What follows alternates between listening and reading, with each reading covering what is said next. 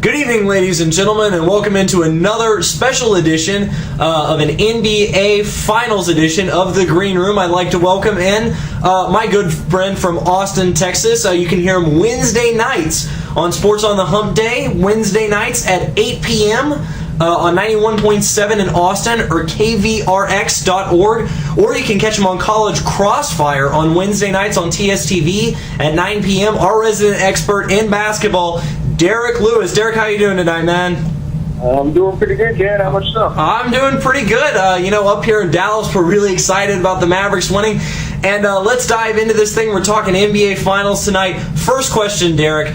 Do you think that the Mavericks won this series, or would you say that the Miami Heat choked this one away and really let this one slip through their fingers? Well, I think amidst all the Heat hype has been a little bit of, just we haven't given the Mavericks much due. We've talked a lot about what the Heat did or didn't do. The Mavericks did a lot to win that series. They showed what good team basketball can do for you. They showed the importance of playing team defense, and they just had a total team effort. And the Heat gave up some opportunities, but Dallas also took those opportunities and ran with it. So I would like to think that the Mavericks won it, and I think that's a solid theory. All right. Well, talking about what Dallas did to win it, they did a really good job kind of neutralizing Miami Heat's big three. A couple of stats here.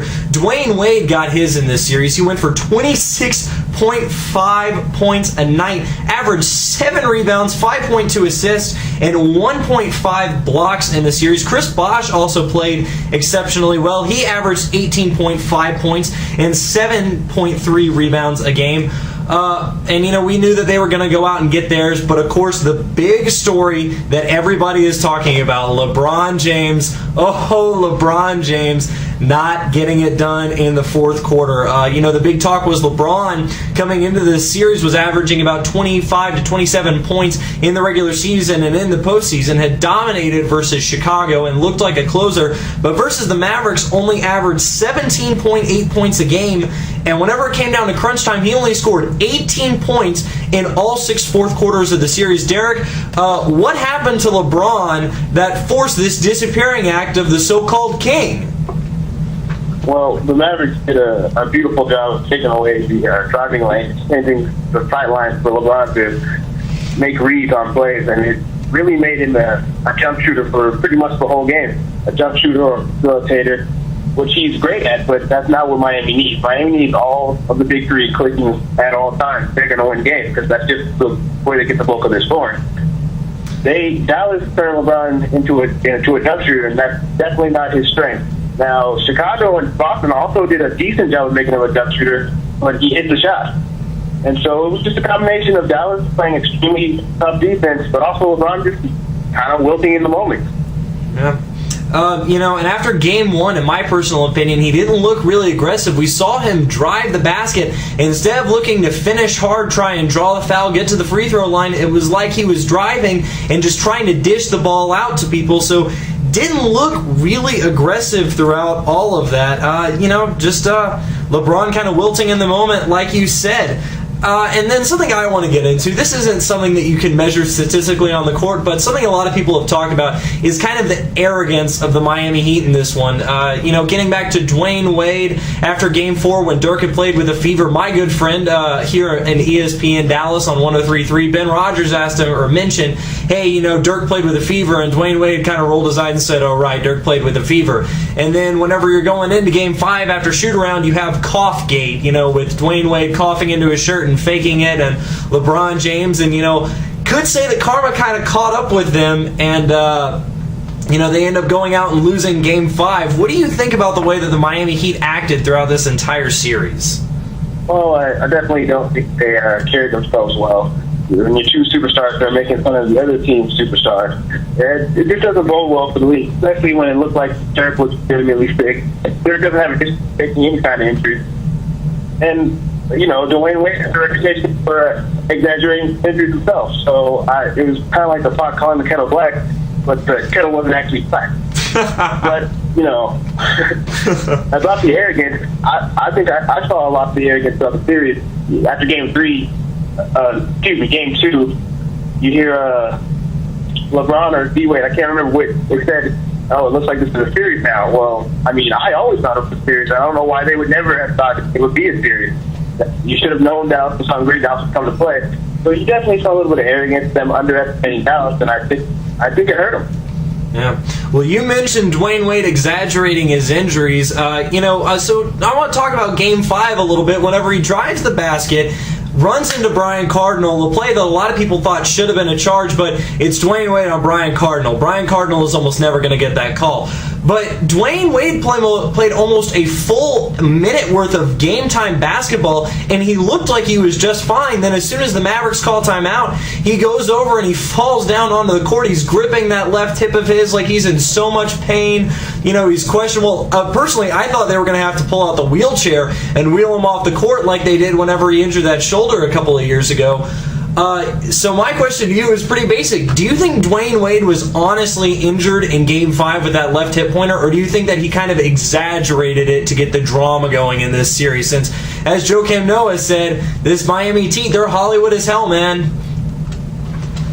Well, I'm not that type of guy who likes to analyze injuries. If a player says he's hurt, I want to take him at his word. But, Dwayne has had a reputation or developed a reputation for people accusing him of exaggerating injuries. So you got to wonder when you see him take a fall like that, which didn't seem to warrant any kind of real injury, and he's acting like he's been shot out of a cannon. You got to wonder what's going on with that. And maybe, have to do some strange things to get their teams motivated. Maybe he thought that would help. Maybe he thought if he was gone, LeBron would step it up. I don't know. Athletes will do anything if they think it will give their team an advantage. But he didn't seem to fall that hard. He didn't seem to have a skill that warranted a major injury. And, it could just be that whole thing where Dwayne Wade has made it black. Dwayne Wade gets injured a lot off of fluke plays. So you just don't know which one it is. Yeah. Well, and last but not least about the Miami Heat, and then we'll get into the Dallas Mavericks. You touched on earlier turning LeBron James into a jump shooter. Now, after Game 1, LeBron goes 4 for 5 from 3, including that miracle fadeaway 27-footer to end the third quarter, nail that three-pointer down. So he shoots, 80% from the three-point line. And after Game 1, somebody asked him, hey, is the theory that if you turn LeBron James into a jump shooter and you're going to beat him, is that dead? And he said, yeah, it's absolutely dead. Well, then I personally said on my show that LeBron was not going to do that again, and he didn't. In Game 2, he went 2 of 7 from 3. In Game 3, he went 1 for 4, and then he went 0 for 3 and 0 for 4 in Games 4 and 5, and in Game 6, he went 2 for 5. So you touched on it earlier, but would you say that the kind of San Antonio Spurs method of turn LeBron James into a jump shooter and you're going to be able to beat him, would you say that that's still true and that he is not the jump shooter that he should be if he's going to be considered the best basketball player in the world? Well, I mean, you watched Boston and Chicago basically turn LeBron into a jump shooter and killed him with ridiculous three after ridiculous three. So I don't know if it's necessarily I don't want to say it's necessarily you can turn him into a jump shooter all the time and that will guarantee you'll win the series. But I mean, Dallas did a better job. They used what Chicago did, they used what Boston did, and they increased it, and they made him even more of a jump shooter. And the more jump shots you can make LeBron take, the better, because you definitely don't want him getting layups. You definitely don't want him to get to the free throw line. And so they did a better job of making him a jump shooter. And I mean, it's a solid theory. You're gonna miss eventually. You're gonna miss more than you make. Not where it needs to be to take that next step, take that Kobe step, that Jordan step. He doesn't even have a reliable mid-range game like Kobe, like Michael, even Tim Duncan, Dirk. So until he gets a mid-range game, he's probably going to be subjected to these kind of defenses when it matters most. And he most likely will come up short. Yeah. Another issue for the Miami Heat was free throw shooting. LeBron James shoots 60% from the free throw line in the finals. For Dwayne Wade, he only shoots 69%. Chris Bosh shoots 77%. So the big three really struggling from the stripe, to get those points that they needed. We are talking with Derek Lewis right now from 91.7 down in Austin, Sports on the Hump Day, or College Crossfire on TSTV.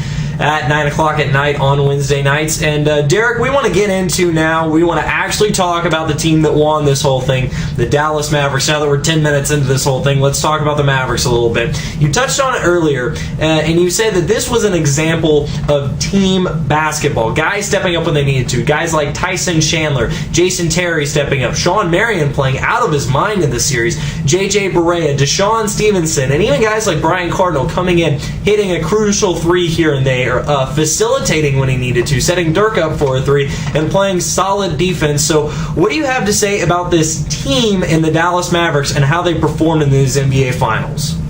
Well, I've been saying it all postseason. We haven't really seen a team like this since, in my opinion, the 2003 San Antonio Spurs, where it's just completely built around the scoring of one man. In that case, it was Tim Duncan. This time it's Dirk. And you just had a bunch of defensive-minded folks who knew how to play the game, knew how to play in the system, and they used it to the best of their abilities. And I think the media's kind of gone a little overboard with it. As little as they talk about the Mavericks, when they do talk about it, they act like they've invented team basketball. Obviously, to win a championship, you need to be a team. Yeah. The Lakers were a team last year. They were a team the year before that. Celtics were a team before that. But I will give the Mavericks credit for this. They have a unique team that we haven't seen in a while. We didn't know the one-star system could work anymore.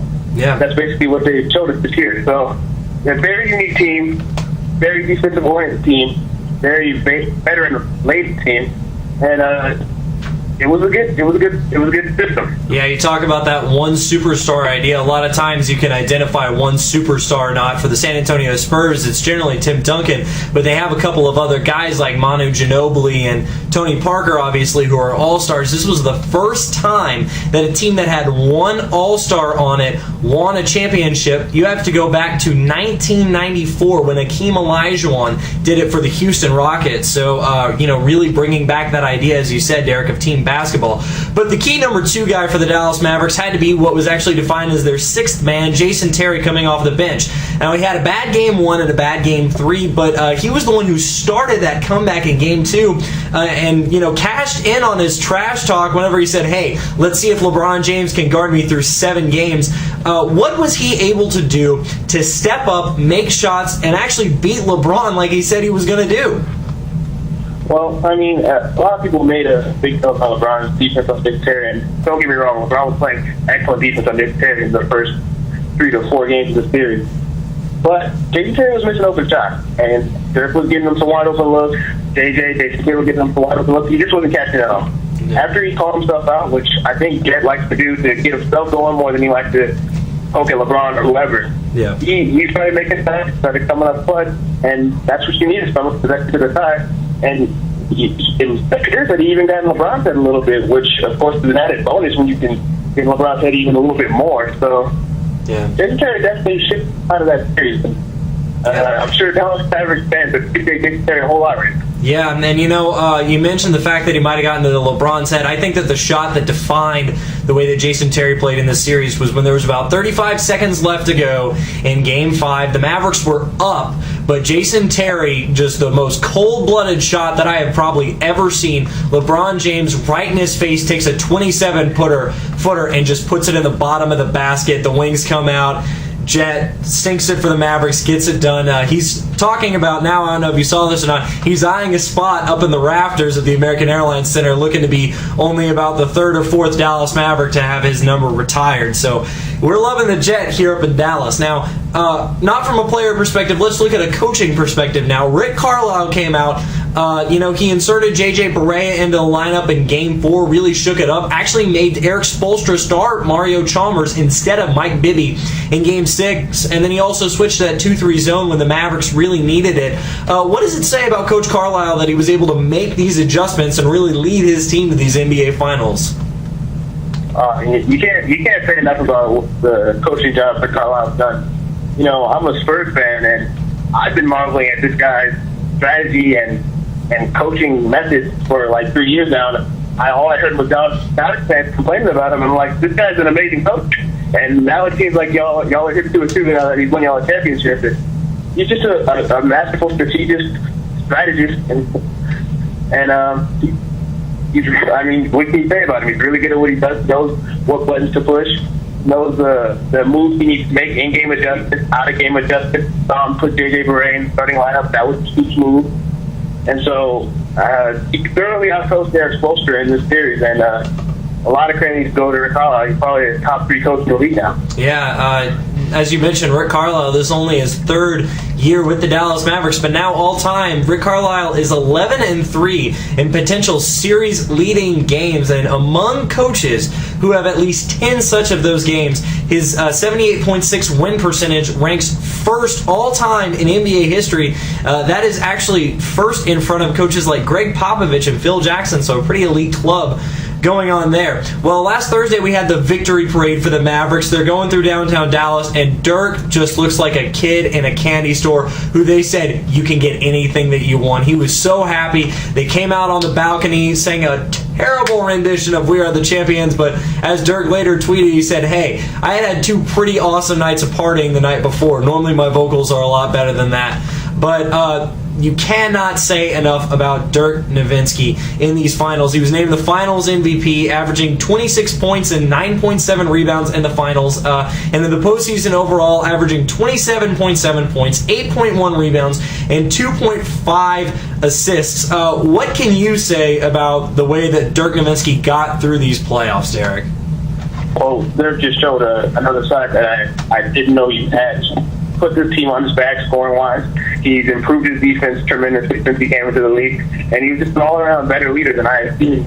And you can see this coming. Last year, he had a pretty good playoffs, even though his team didn't rally around him, and he went out early. And the year before that, he also had a pretty good playoffs, and the same thing occurred, and his team didn't rally around him.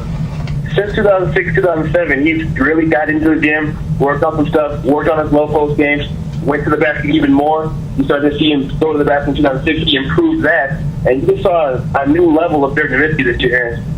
It was championship-level stuff. Yeah.